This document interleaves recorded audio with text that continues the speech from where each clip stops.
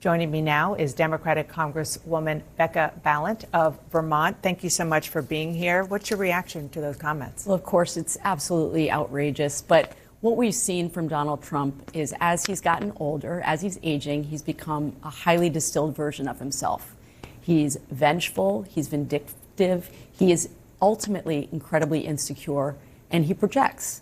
And so as a former middle school teacher, I can tell you what it looks like when someone is acting from a place of insecurity with no impulse control.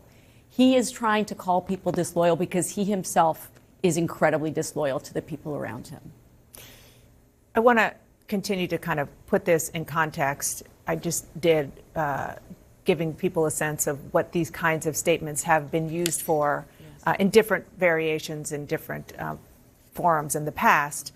But let's look at what's happening, of course, right now in the United States of America. Since the attack on October 7th in Israel, anti-Semitic incidents are already spiking. According to the Anti-Defamation League, the incidents in the U.S. rose 361% in the 3 months after October 7th compared to the same period the year before. Congresswoman, you are the daughter of a Holocaust survivor.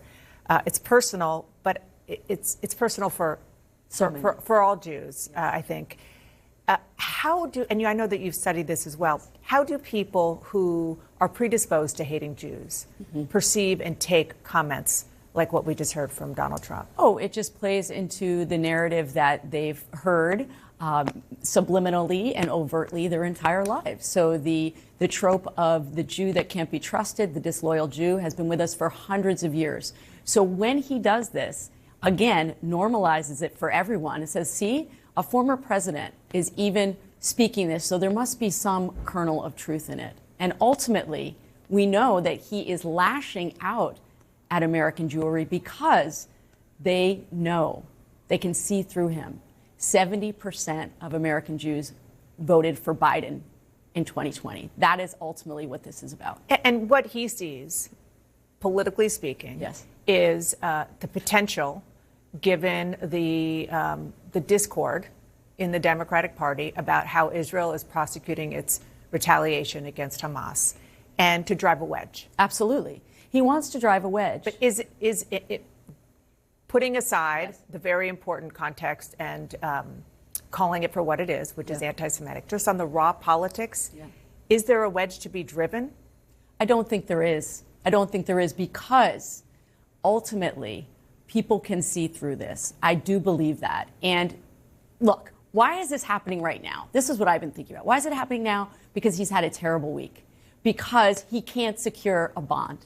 And his business is being shown for what it is, a fraud.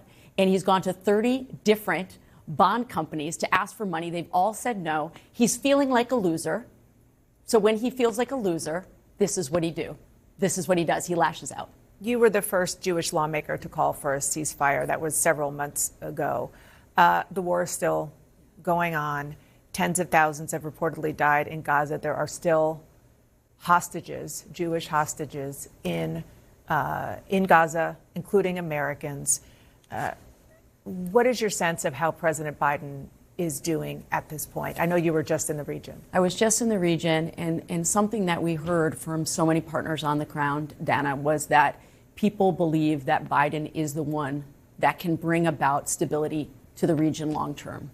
And that is not something that they believe about our former president.